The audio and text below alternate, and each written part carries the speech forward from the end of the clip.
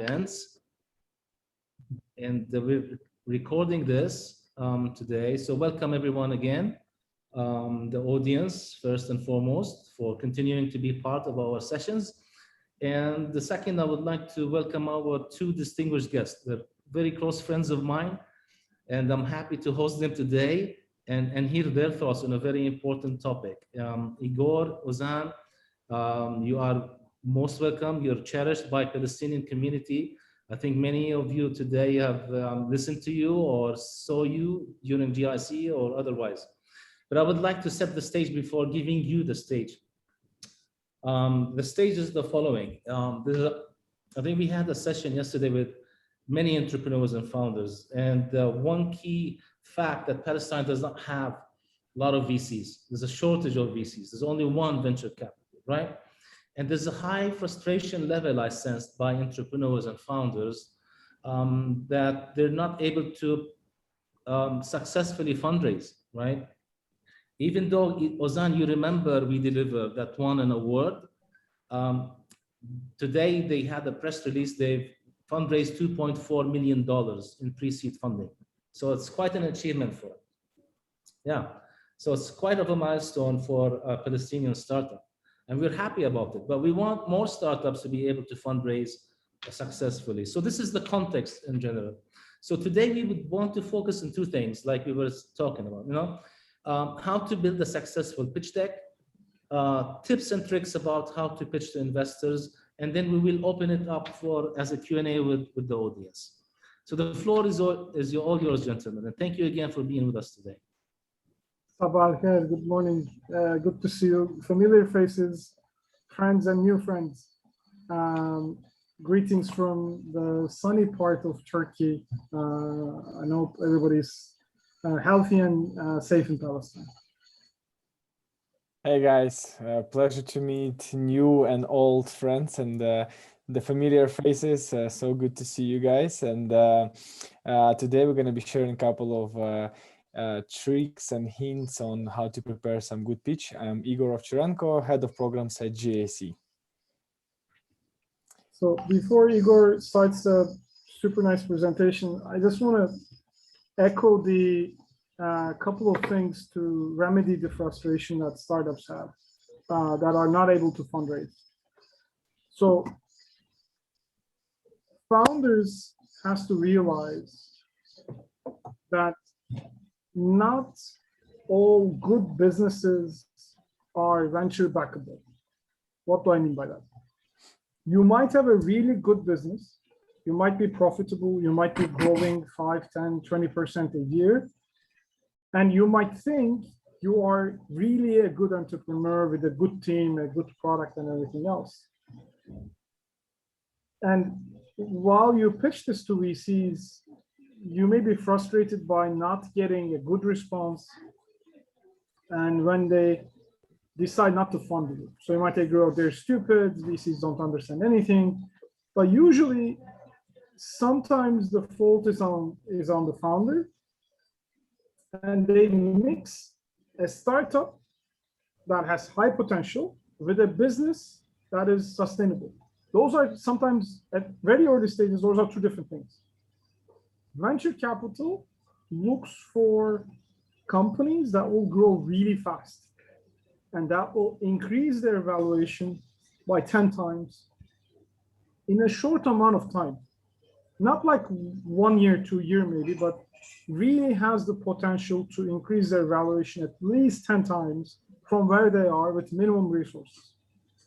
VCs don't care about profitability. VCs don't care about small markets. VCs don't care about if you're the only founder and there's a lot of equity. VCs care about growth and having a competitive edge, because VCs can only get their money when you, as the founder of the company, sell your company. Founders usually at early stages do not realize that when asking money from venture capital, they agree that they're willing to sell their company at a 5 to 7 year time frame to at least 10 times more the value they created so far. This is not a normal business. Normal business cannot increase their valuation 10 times in a short amount of time. And normal businesses are usually not built to be sold. So you can make a lot of money. You can have a lot of equity value. You can have a lot of profit. You can have a very comfortable life. You can increase your valuation. You can increase a lot of people. You can employ a lot of people. And this is going to be very important to understand. This is not what VCs are looking for. It's a good life. The entrepreneurs are working hard, even if they have a good company. But profitability does not lead to a good outcome for VCs usually. They would like every money available to be spent on growth. So this is something I just wanted to iterate before we start the presentation, because this is why most of the time founders get annoyed and get frustrated and does not understand why VCs are not backing a strong, sustainable business. That's not how they make their money. And maybe the last thing before I give the word to Igor, venture capital partners also fundraise from limited partners, from banks, retirement agencies, governments, development agencies, wealthy individuals. So they also fundraise to invest in you so that they are going to multiply the money that's given to them. And they can only make money themselves as venture partners. They can only make money when they create returns. And 80% of all the returns they create are given back to people who give them the money. So they can only keep individuals, like if Igor, me, and anybody in the team, Laith is a partner, we are not rich people until the fund executes, until their exits. We don't get a lot of money. So it's not our money that we are not giving to you.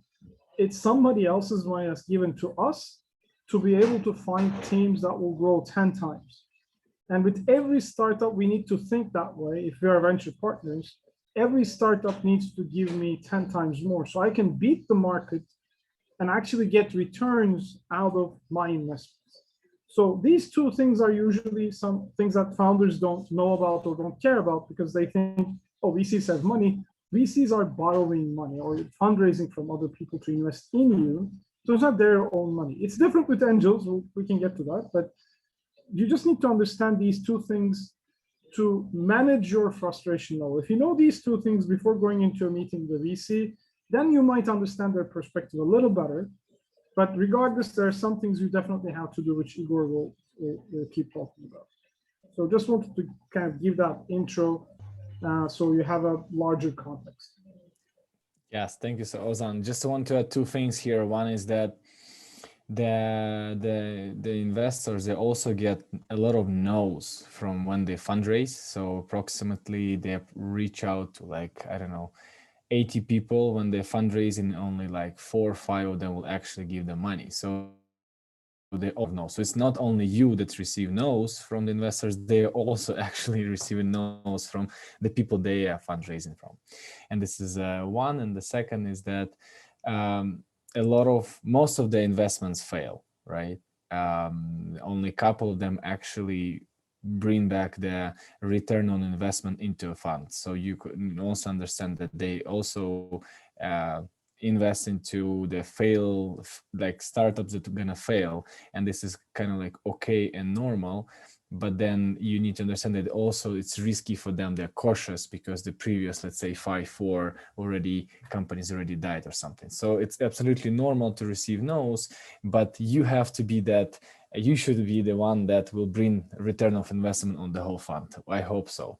I also hope that next time we're going to be speaking is going to be in person. I'll be in Palestine again. Today, I'm going to be presenting a couple of slides that I'm going to be sharing with you after the session today. So if we're going to be I'll go a bit speed up, please forgive me. We're going to have a bit of Q&A in the end of today's session, so you will be able to ask the questions as well as you will have the slides. So can you please allow me sharing the screen, the host? And while Igor starts sharing,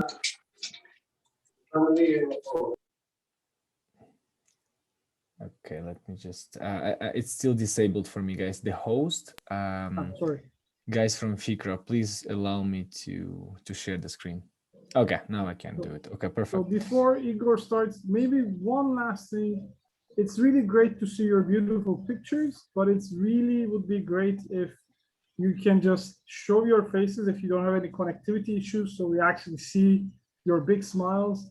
The worst part of these freaking Zoom stuff is just we feel like we're talking to headshots, not to real people. You may be cooking something, you may be making yourself a cup of tea, or That's way better. yes, what was it called? Junlep? No, what was it? There was some really beautiful drink. It's Lebanese, I know, but The it's been so drink? long. Yeah. What's it called? It starts with J. Oh God, Jubaya? No, something sweet that has pine nuts in it. Leif, you remember this? God damn it. Anyways, whatever you're preparing, whatever you're drinking, if you're drinking Arabic coffee or Turkish coffee or great tea, just enjoy. And Ozan, I don't know what you've been remember. drinking in Lebanon, man. I have will remember. I'll find. I'll Google it. I'll find it, my friend. no idea what you've been drinking anywhere, man. It's like, Okay, okay, the food I forgot. If you're cooking or preparing tabbouleh, great. Tabbouleh. Save some for us as well. okay. And I will remember the drink immediately once Igor starts the presentation. It's like memory is location based. So I mean, I can't remember anything about Middle East, but I'll remember things. I hope you remember knafe. Oh yeah, the Knafe is Turkish. And then this is the beginning of a fight. That's Yeah. But that's debatable another with fight, one guys. second. Let's not this. Okay, let me just start the I know how to presentation. trigger people. Okay, great. Okay, so first of all, I would just wanted to mention there are different types of pitches, right? So different types of setups for this pitching, right? That could be like an elevator pitch that most of you have heard already, right? So someone you meet briefly for literally 1 minute, you have a time for just literally 60 seconds max to give a grasp of your business, what you actually do, and basically win another couple of minutes for when you next meet or during that meeting, right? There is a demo day pitch, which we're gonna go into more detail later today, like it's 2 to 5 minutes pitch, and this is the most common one, right? This is something that we're going to be focusing on today. Coffee meeting, investor partner meeting, these kind of things are less available due to COVID, but still, I hope that you will be able to convert and bring up to the next stage the investors once you have an elevator pitch or a demo day pitch to them. So it's basically when you have an investor meeting, it's already like 30 to 60 minutes and you have enough time to go through the details, the depths of your business, and you can actually, talk about the investment terms and everything else. So we're gonna go about around the tips and tricks a bit later about the investor meetings, but today, as I said, we're going to be focusing on the demo day type of a pitch, which is a 5-minute pitch. We're going to go through anatomy of it, some hits and tricks, not only on the content, but also how do you position yourself, how you should, articulate your delivery of the pitch. Before we go into that, storytelling is another point of discussion and something that I would really want to start with. I mean, most of you have heard about the storytelling, tried in many different pitches. Sometimes it works, sometimes doesn't work, but there's a couple of tips and tricks over here around in storytelling. Obviously, that gives a better understanding of your business. It connects emotionally you and the person you're talking to. And, it can be not necessarily only investor, that can be many other opponents that will be listening to you. The idea is that you need to deliver the message in a more meaningful way, showing some color and depth to the topic you're talking about. And here are a couple of tricks. So be interested, not interested. People need to see the spark in your eyes, right? So people need to understand that you actually the one to build this business. Actually, that care about the solution and the one that understands the pain of the problem. So be interested, right? You should definitely know when to stop. So when you see that there is enough of interest from them audience, then maybe you can make a pause and just try to understand, get the feedback, understand where you should flow and where should you direct the pitch flow. When storytelling, very important is emphasizing on the some sort of a conflict that again can be, you know, like there should be not a plain story, there should be some sort of like up and down, like there should be a storytelling with some, you know, development, some crisis points and some, you know, solutions to this, and there should be something engaging and interesting, right? So don't be afraid to emphasize on something like about the depths of the pain of the problem that you are solving, and then, you know, the realities, which could be your market trends, etc. So don't be shy to emphasize on this kind of conflicting situations, because after that you can always show how you actually pitch in that, and you can, you know, streamline your the flow of your story. Be authentic yourself. Don't try to pretend you're someone else. I mean, investors, they are usually very good in reading people. So there is definitely no need, or it's actually a bad idea to try to pretend that you are someone else than actually you are.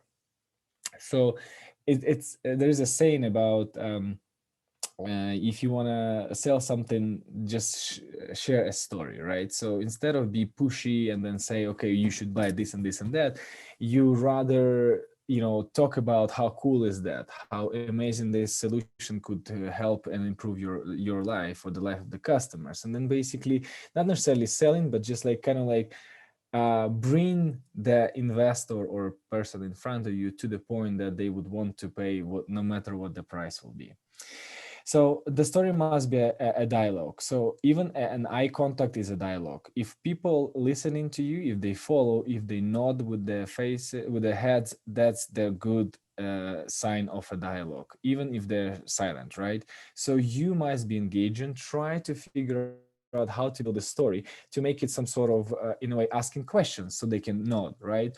Or saying, hey, you know, something like try to build some empathy so they can actually, you know, follow your you know, articulations and your pitch basically with their own you know, body, face, expressions, etc. And don't forget, the storyline should have beginning and some sort of like mid part and the resolution. So you start with something that is very curious, interesting to grasp the attention. Click, so there's like another couple of minutes of interest from this person listening to you, and then in the end you need to summarize. So come back to your story and make a resolution. So some sort of, if you start with your own personal problem, then in the end you should say that this helps me in solving this particular problem. With regards to the, oh, it's not happening. Okay, anatomy of the pitch. Yes. So with regards to the best pitch practices, you will see that we will have a structure, like what to articulate on. There are some do's and don'ts, right? So this is how we're going to be working on each slide. But before that, here's the anatomy of a standard 5-minute pitch. Again, this is called a demo day pitch. Usually we have an intro, we have a problem, solution, market size, business model, go to market strategy, traction, competition, team, and the ask, right? So this is something that I'm pretty sure you have heard before, something that you have stumbled upon, and I'm pretty sure you have most of this in your current pitches, right? But we're going to go into details of every single one of these pitch sections. So let's start with an intro. Intro is you know, a short beginning of like, I don't know, 10 to 15 seconds in the very beginning, something that will grasp the attention of the audience, something that will make them interested in listening to you. Remember, the first 6 to 15 seconds are the most crucial. People understand, if they see you for the first time, they understand whether they will be interested to listen to the whole pitch of yours or not. So the very first impression, first 15 seconds up to 15 seconds are crucial. Therefore, you want to make it very interesting for them, right? So maybe you can ask them a question which will resonate with them. Maybe you can tell them a fun fact or a story that will also resonate with them, right? Or there could be a negative story or a fact, something that will frighten them, right? Something that they will make them scary. You can do something like a cheering exercise or do some crazy stuff, right, to just get their attention, and something that will pop up in the heads of people listening to you will be then, oh, this person does something differently. I might give this person another couple of minutes of my attention, right? Again, that could be a joke, that could be sharing your vision, or just give a pitch summary of what you're going to be talking today, so like I did in the beginning, right? So that could be different approaches. It's you to decide. This is just one of some of the examples of how you can actually do your introduction. Then with regards to the problem slide, so as I said, we're going to have this like 3 do's, don'ts, and what to articulate on. So in the problem statement, you need to say, obviously, what kind of problem are you solving? As simple as that, right? And the important thing here is how big is this pain of the customer? How big is this problem, right? So you need to articulate, try to do some research, indicate, try to tell a story, right?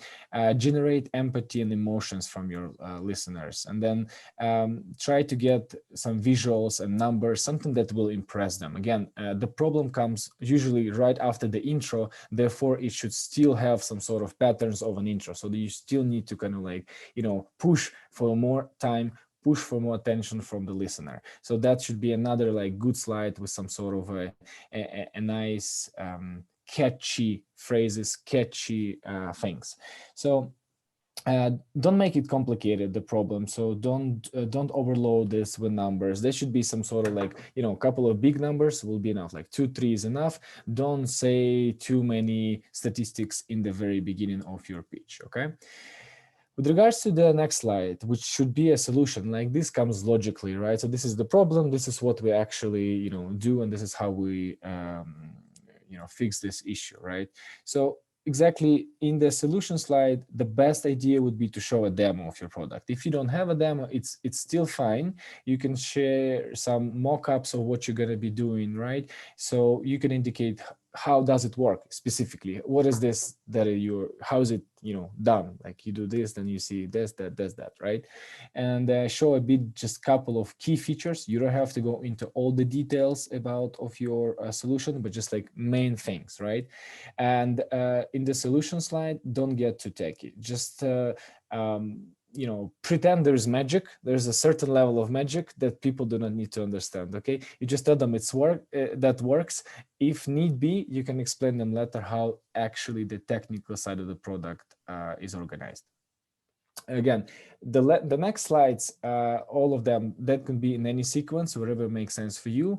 So as I said, recommended from my side, the problem and solution comes first, but then again, all the other slides can come in randomized order. So let's go with the market. So obviously the investors need to know how big is the market you're operating in. So the TAM, SAM, SOM, I hope you guys know this is total addressable market. So like how many people in general are might be interested in that solution, then the ones that are specifically available that you can reach, and the ones that you actually can serve, right? So these 3 different indicators of the market size can help the investors to understand whether you understand your market, whether you will be able to get what is realistically indicated in your slides, right? So you need to show them how big is this opportunity for the investments, right? Always use sources of the information on your slides. So just if you use, I don't know, World Bank or any other, some sort of Big Four or any other research institutes, if you get this data online, please make sure to indicate it, so it will, make your point even more stronger. Then you need to, some of you will ask, what if there is no data about the total market, right? So there are 2 approaches in that one. You can either calculate it yourself from a top-down or bottom-up approach. Again, I will not stop on this too precisely right now, but we can go into this into Q&A. But the idea would be is that if there's not enough data, you can try to kind of like calculated either from some other data which is available from top down, like the total population of people, and you assume that they can use this certain solution in this specific area in this specific way, right? So it's kind of like your assumptions. And then bottom up is a bit different, but kind of like also assumptions that you will have to build. Don't use unresearched or unrealistic numbers. If you have, it's rather be your hypothesis testing and talking to your potential customers and doing your own research rather than just throw a number saying, oh, I think there should be around that 10% of the total population of the country would like to use my solution. No, don't do that. So try to be as realistic and as precise as possible. And very good to show the dynamics of the market, not only the size, but like, the size is, let's say, I don't know, $1 billion, right? And then you can say something, and that's been growing for the past something years. And there's a prediction from, let's say, Ernst & Young that says it's going to be growing, I don't know, 5% annually, right? So this is also important because the investors need to see not only the total size, but also where is it all going. So business model, very important slide. Basically, how do you make money? What is your revenue model? That could be many, many different ones, right? Is it freemium, subscription, commission, many different things? But this is super important slide. How do you make money? In my recommendation, don't show multiple revenue models if you have them. Just focus on the main ones or the ones that you're going to start with, right? So if you have a couple of revenue streams, this is amazing, but just like show the main one, and then the other ones can come into the additional slides later on. You can say that we're also actually making money on this and that, whatever, it's selling something. So try to show the additional revenue streams in the timeline format. So like up to 18 months, right? So where this projected to be in 18 months. All right, go to market strategy. Now we have the market size. We need to understand how do we actually, get this part of this market, this cut of the total market, right? So we need to show on this slide, how do we acquire the customers? What are the distribution channels we're going to be using, and how you have already tested this previously, or you plan to test it in future? What were your hypotheses?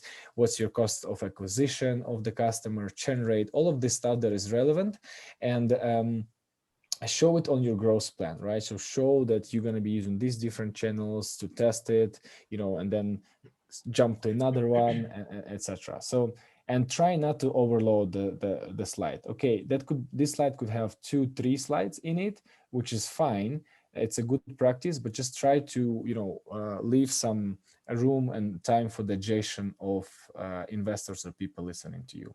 Super important slide, traction. So basically, which means what you have achieved so far. What are your milestones that you've done? So how many, let's say, users you have already acquired, how many of them are paid and stuff like that. What are your growth rate, right? Super important. If you have weekly, monthly, annually growth rate, this is a great place to show it.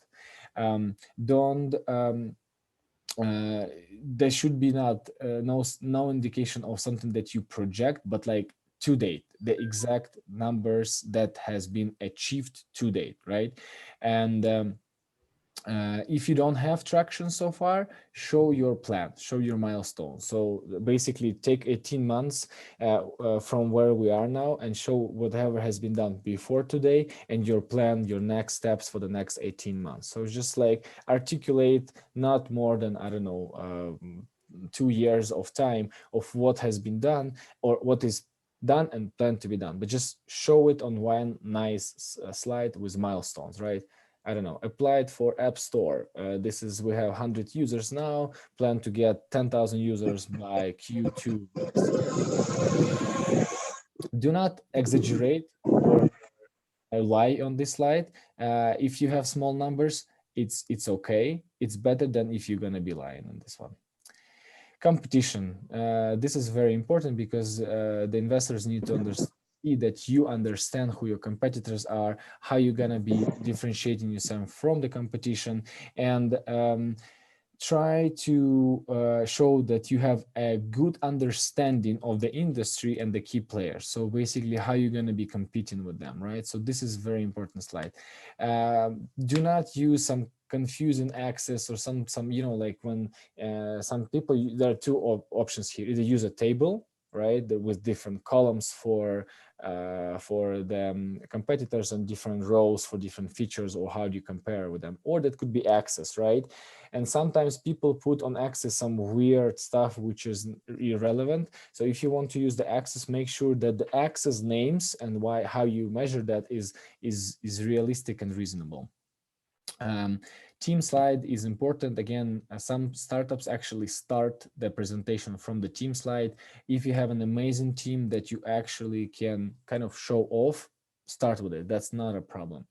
The idea would be to show here who's your core team. You have 18 people working on the startup, and there's no need to show all of them. Show the main ones, the co-founders, and say that you have another, I don't know, 15 people working in these departments, right?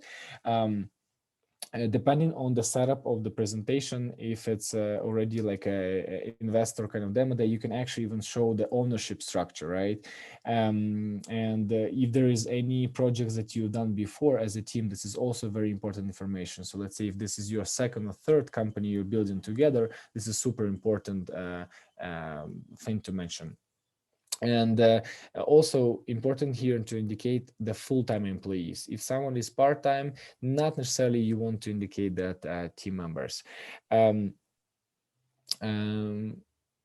Yeah, and then basically shows that the team members, they understand their key responsibility. So they're experts in the given industry or zone of responsibility. If, for instance, if someone is a CFO or someone is a CMO, that person needs to have a relevant experience in that. So basically, show that this person is capable of doing the marketing for you. Or for instance, if that's a CTO, same, that show that this person is capable of doing this technical part. And close the pitch with the ask. So basically, why are you pitching? What do you want to achieve? What do you want to do, right? Why are you pitching today? Is that money? If that's the money, okay, then how much do you need? For how long will this money sustain the company?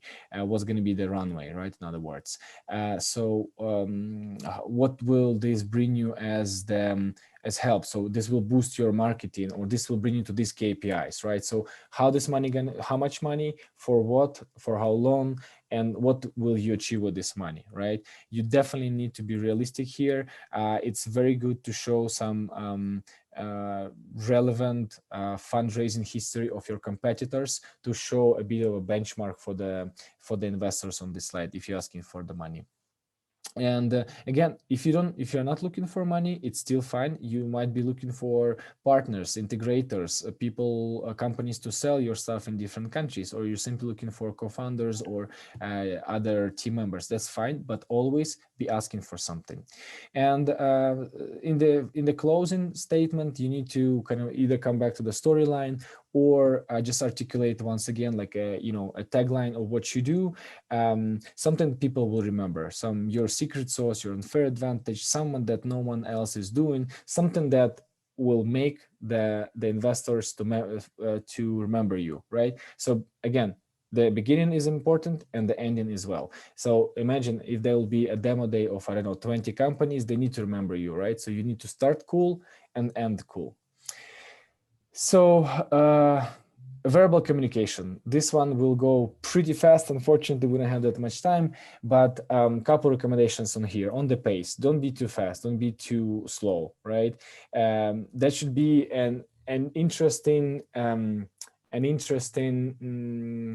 correlation and how do you call it, this when you go up and down, basically. So that if you need to emphasize on something, you can do some slowing down to emphasize on something. If you want to show some excitement, go faster. And say, you can look for a good guy that I can reference is Barack Obama. He's very good in going with the pace. So you can just look for his a couple of his speeches, and you can understand how he's using the pace in the right way. Pause is super cool highlighter. So whenever you want to make a statement and provide a bit of a time for people to digest the information, make a pause. like now. They're just like, okay, pause is good. They kind of like have time to, identify a cell in their brain to, approve it or store it, right? So pause has a very good influence on people to emphasize on the key milestones or the key things in your pitch. With regards to the prosody, that should not be too monotone and sing-song. They should not be in the same pace. You should always try to emphasize on different things and be interesting to people. With regards to this volume, uh, when you kind of like self-confident and soft-spoken, that gets a lot of attention from the people, right? So people can feel that you are, confident enough that you don't have to, shout or something. You can be soft-spoken and get enough of attention from the people. So you have to practice that. I know there's a lot of nervousness, and there's a lot, like everyone is nervous, trust me, but just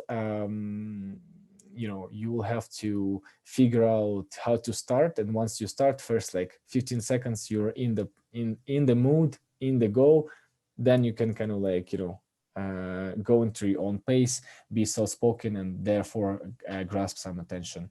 If you're going to be screaming like another president of US, the previous one, not necessarily people is going to be caring what you're talking about. Eye contact is super important, even if that's a Zoom. Still try to like catch whoever is looking at you, and then maybe even like point to these people. If you're in a live auditorium, like people in an offline setting, always try to go through the rows of people and actually gauge some response from them, so they can actually look at you, right? So this eye contact is super important. Facial expressions, be your own self. Try not to freeze up. If you kind of, first of all, if you try to learn some of the stuff, that's a bad idea. But if you decided to do so and you forgot this, whatever number or what's the next slide or what you wanted to say on that thing, keep going. Don't freeze up. That's not gonna look good. A very important thing is that people don't know what's in your slides or what you wanted to say on that slide. So if you skip it, that's still fine. So just don't freeze up and keep going, right? With regards to the gestures, where you're going to be using the positions of your hands. So this is positive, right? This is neutral. Negative, we cannot see it because of the camera, but still, if you're on the stage, try not to put down the gestures. So this is some couple of examples. This is the positive area, neutral area, right? This is a negative area, right? So this is something that happens naturally, and this is a universal language. It doesn't matter, where you are and whom you pitch into. This is just like our nature. So just make sure not to put your hands down if you pitch your company. Hidden hands means no trust. So if you hide your hands, that's again physiologically, like our psychology means that if you're hiding hands, that means that you cannot trust this person, basically, right? If someone with the open palms gestures, obviously, I mean, not obviously, but most of the times these people are honestly talking about stuff. And when you cross arms, it's again coming back to no trust. And when you are talking in front of the people, you would want to have a solid posture, right? Like stand still, stand tall, and just talk to them. And a couple of last slide actually with regards to the tips. So just to summarize stuff, and again, first 15 seconds are the most crucial. So try to figure out what will be your catchy line that you start your presentation with. Make your story unexpected. Because in the middle of the presentation, some will like already start getting bored, etc. You need to figure out how do you keep them engaged. That could be with the help of your tone, with the help of your slides, with the help of a funny slide or a super serious slide, scary slide. That doesn't matter. The idea would be to kind of like keep them all engaged. Do not talk your slides, slide your talk, which means do not put, first of all, too much text on your slides.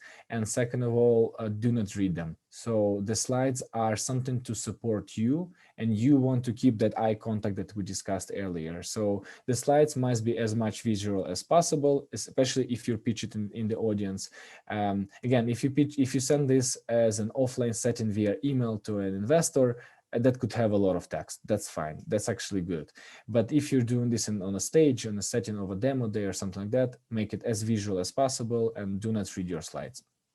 And again, if you screw up, you forgot something, doesn't work, your clicker doesn't work, something, keep going, figure out how to make it as a benefit to you.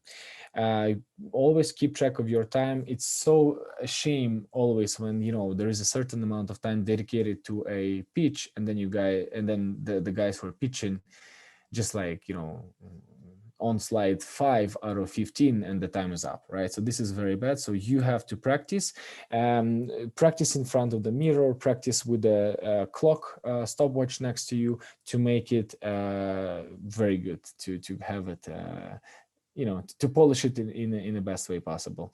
And I remember that people remember what they already know, so point this to them, emphasize on these kind of things, and try to highlight whatever you have on your pitch and something that will be relevant to them. Again, coming back to our problem, solution statements, etc. And always be yourself. Don't try again to pretend anything.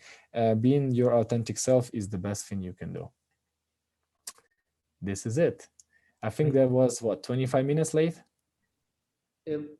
A bit more than that, but Yeah, doesn't matter, because there were Okay. like really good info there for everyone to make use of, not just today, but because we're recording this, we will be playing it and sharing it in our social media. And I'm sure I know that others will also get to hear it later on and benefit from it. So it's very comprehensive of you, Igor. Thank you very much.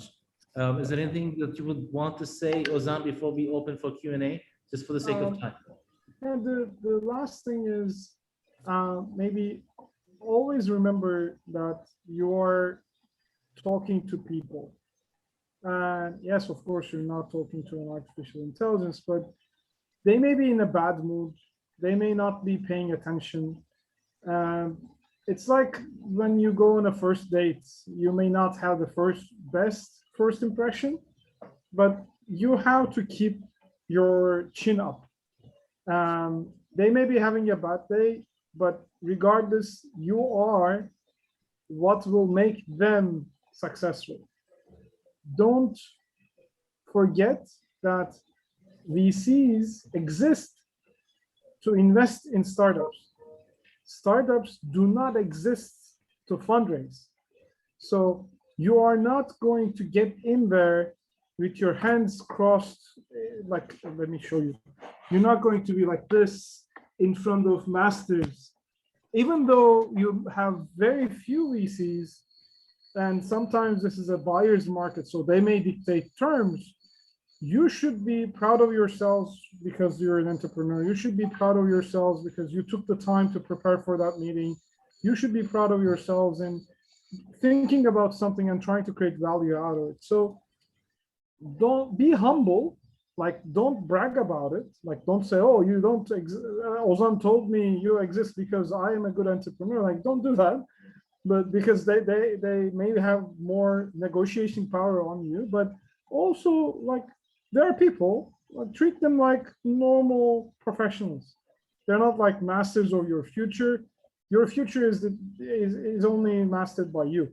So don't go down when somebody criticizes your idea or asks you an irrelevant question. You don't have to answer anything. The best answer is like, it's a great question. I don't agree with what you think, but I'll make sure I think about it. We sit with our team and we will actually like think about your perspective. Always acknowledge their comments. Go to those meetings, not with one person. You need to have multiple people and somebody has to take notes. This is a long-term relationship building.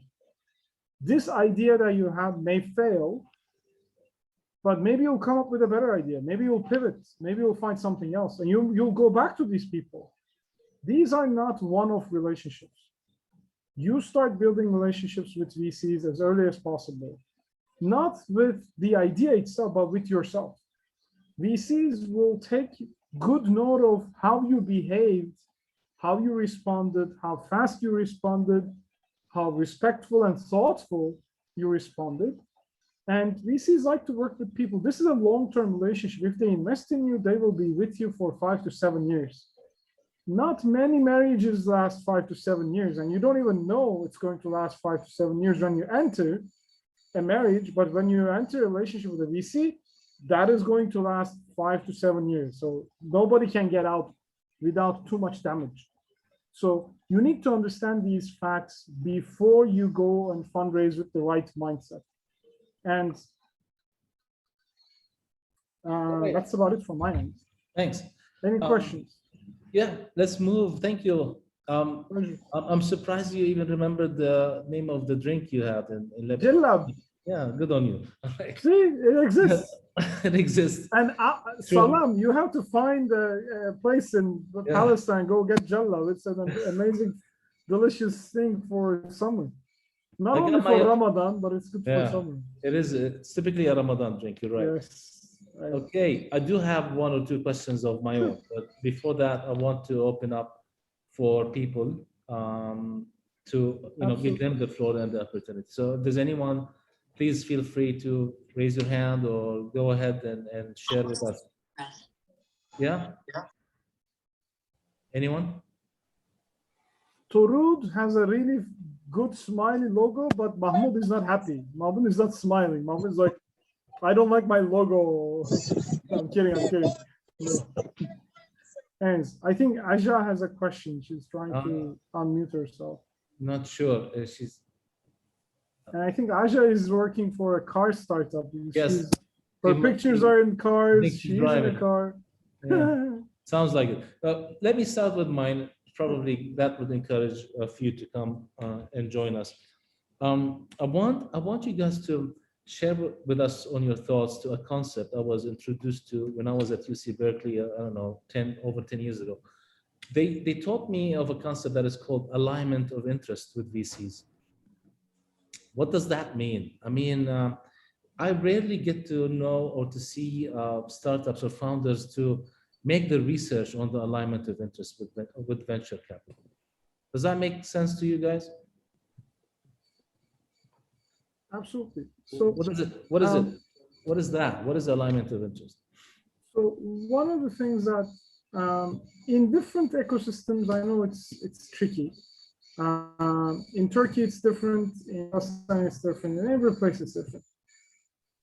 Actually, the reason why I started with the little monologue at the beginning of the session was that alignment of interest. Like, you have to understand what VCs are going for, how they are evaluating people. I also need to understand if you meet their mandate. So most of the venture capitalists have a mandate. They have money, that's very common for all of them, otherwise they won't be VCs, but their mandates, their view of the world, their view of what will make value differs. Some investors will never invest in consumer startups, consumer-facing B2C models. Some investors will never invest in B2B startups. Some investors will only invest in games. Some investors will only invest in IoT. So these are mandates that they built themselves to fundraise. So even if they have the money, if their portfolio, if their investment thesis, their mandate to invest is not aligned with your area, your domain, don't waste your time. Don't waste their time as well. Because they will not be, by mandate, they will not be able to invest in you. I know when you have a very limited amount of investors, it's very difficult to choose, but you guys have to find ways to go out of Palestine, look for larger funding opportunities elsewhere. And when you do that, you don't just carpet bomb every VC that you see with your deck. You go after people whose mandate align with your vision. You may switch, there's not a problem. You may start B2B and you may turn B2C, and they're not going to say, oh, our mandate was B2B, so we can't do anything. No, they will focus on trying to help you, but they will also be able to understand, build networks that are helpful to you. So a VC that has extensive information about how gaming industry works will not be able to help a startup that's doing IoT. That's why they can't, they have the money, but you need more than money. VCs offer a lot more than money to early stage startups with advice, with people to hire, with additional fundraising sources, because they need to help you fundraise further. Because when they ran out of their early stage capital, you need to grow. And in order to grow, they need to have invested in relationships with other VCs. So if you're not in their domain, they don't have people that will invest in you in the future rounds. So they can't help you that much. So that's the alignment piece. And also in terms of perspectives, and also in terms of time, you need to be careful. VCs fundraise to invest for 7 years, 7 to 10. In the first 3 years, they invest to new companies. In the forward going 4 years, they invest in the existing investments they made. They don't make new company investments, because how they make money is, if I invest in you now, I spare enough money to reinvest in you. If you're growing, if your valuation is growing, I would like to keep my percentage of shares in your company. That's why I invest in you more. I follow on. That's called follow-on investing. I follow up with my investments. Right. That's why for the last 3 or 4 years, they don't invest in new companies. So if a fund is towards the end of the cycle, don't go to them, because they don't have money to invest in you if you're just the first company. So those are the things that requires a lot of thought and a lot of research. I hope that answers the question. Just one thing to add here. So in all the VC funds, if we're talking about the VC funds, there is partners that are responsible for different industries or different types of the businesses. So when you're going to be doing your homework research on the VCs, not only you look on their mandate, whether they're over there, try also to see which of the partners actually responsible for, I don't know, medtech B2B companies investments, right? So just figure out who of these people inside of the fund is doing that, and try to find bridges, build bridges with that person, whether getting an introduction or, you know, sending a cold message to that person. Thanks. Thanks, guys. I see Amani, she has her hand raised up, and I'm happy to give her the floor to ask the question. Please go ahead, Amani. Hi, thank you for the presentation.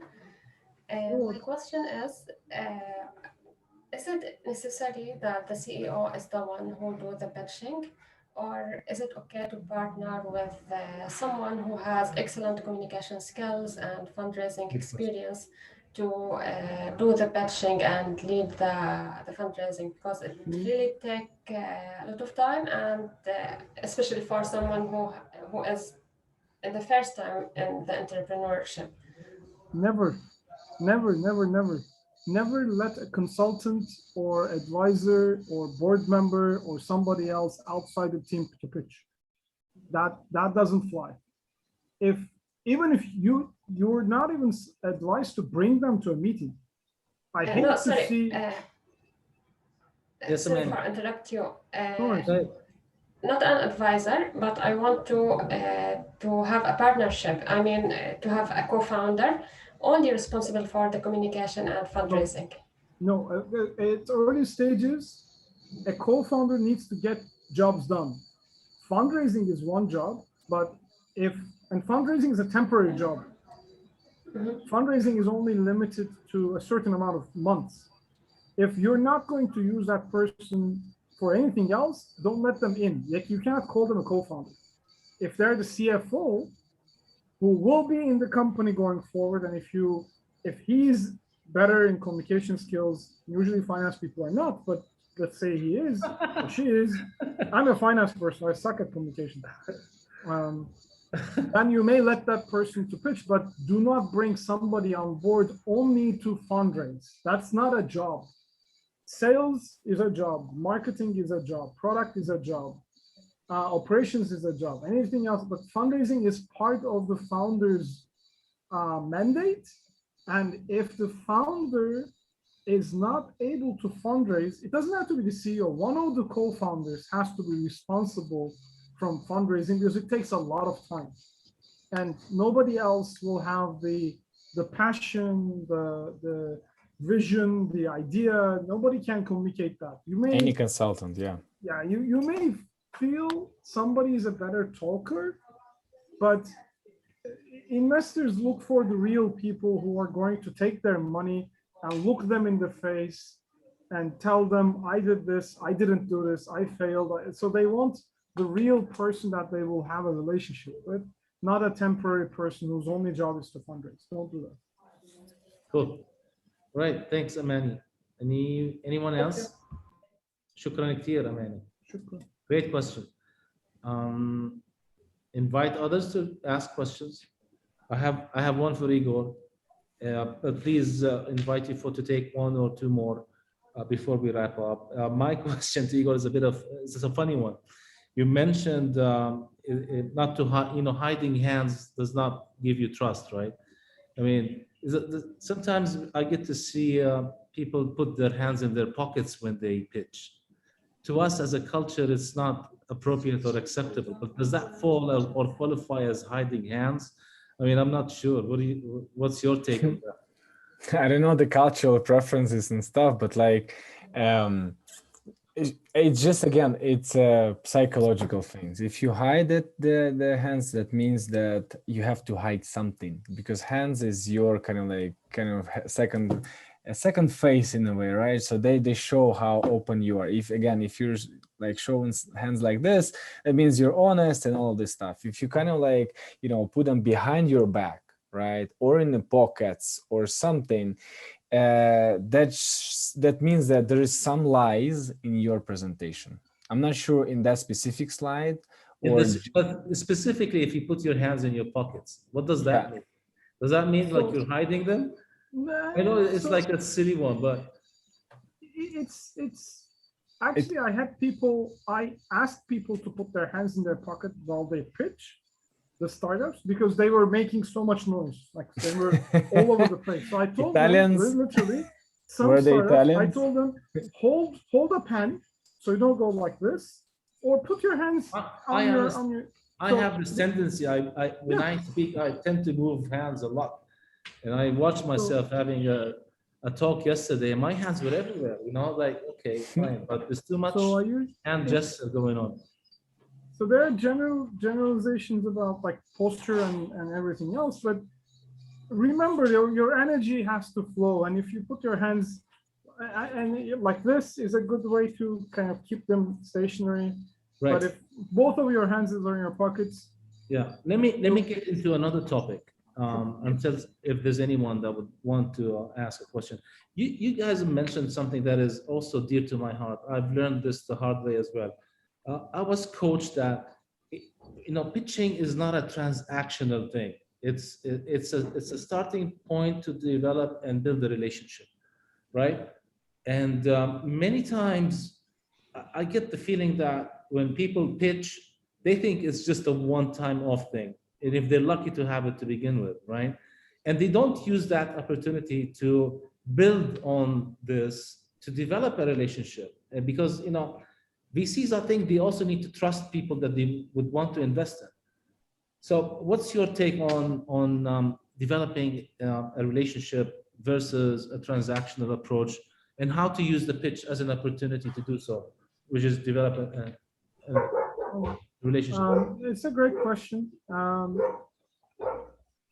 My suggestion to founders is, as I tried to communicate before, you are an entrepreneur, and if you are an entrepreneur, you will probably remain that way for a very long time, which means if you're successful, you will exit in 5 to 7 years, and then you'll go back and become an entrepreneur, do something else. And if you're not successful, that company will fail and you'll start a new one, which means you need to go back to the same investors if you're building a venture backable company. So that's why I never forget that people remember how you make them feel. Yes. If you make them feel respected, they will respect you. If you make them feel you are, sorry for the French, an arrogant asshole, then they'll understand, they'll remember that. I think we gotta bleep this one from the recording. Yeah, thank you. You're welcome. Sorry for that. But like, there are people that you don't even like to see, not even respond to an email with. And you need to be yourself. If you're a bad person, you'll show as a bad person, but usually not. There are very few real bad people. But if you may come up very off, you may be very angry at something, you may be very stressful, and that stress might show. Just take it easy. Like this is a conversation. You will maybe get another one, maybe you won't. Just be relaxed and don't treat that meeting as your last line of hope for life. Okay. If you are running out of money in 2 weeks and the VCs need to fund you or you'll close your business, that's a very stressful moment. And that's not the best time to go and pitch, because you may not be able to do that. There are startups who survive with 2 weeks of cash and they convince one investor and then now become billion-dollar companies. There are stories like this, but just take it easy. Take your time. Make sure you have enough money before you run out of money and when you meet them. I will need to go to. Yeah, just to one last another question meeting. before we leave. We will wrap up this one. Is it, I mean, from your own knowledge, I mean, do you know VCs that will never get back to any request for meeting a lot. or by email? Why do they do? I mean, why is that? So, two reasons. One, in this age of super open communication, they don't like the idea of their emails of rejections to start circulating among other investors or startups, because they want to look stupid if they missed on a good opportunity. Like if you're the first investor that Karim came and pitched, and if you didn't invest in them, and that email will circulate and you'll feel like you're an embarrassment. Some VCs that are managing their first funds are really afraid of that reputation risk. Other VCs are proud of their reputation risk and they create something called an anti-portfolio. They put on their website the teams they failed to invest who became a lot of successful companies. And the other reason is not everybody has the time to prove or to improve their professional communication skills. I am terrible at emails.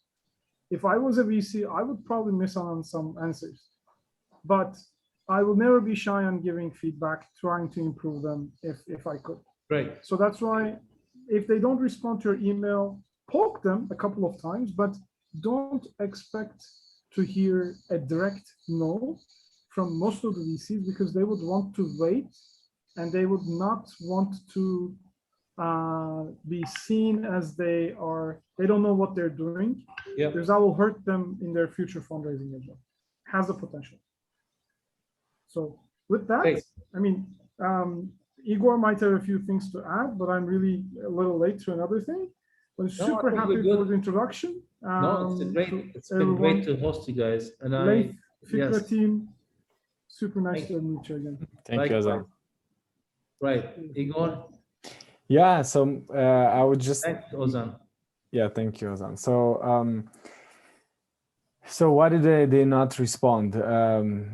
It depends always, right? But I hope that they get so many applications that they don't have the capacity to respond to every single one, right? So that depends on the warmth of the contact.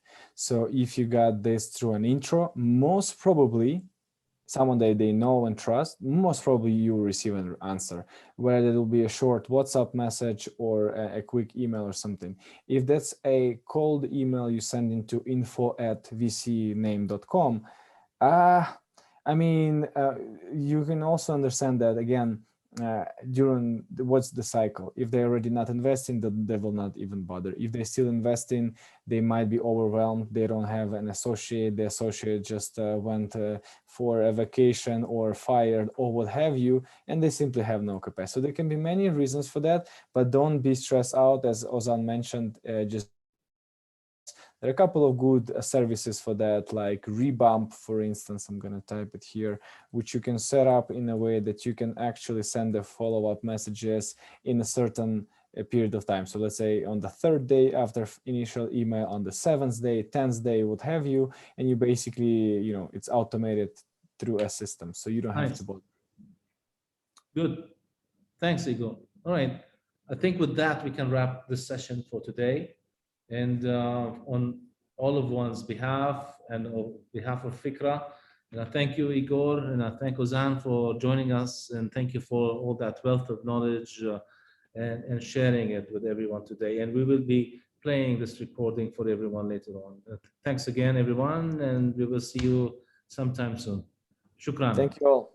Shukran, Igor. Shukran. Shukran, All guys. right. Thank you very much. Cheers. Bye-bye. Bye-bye. Cheers, Bye. cheers. Thank you. Thanks.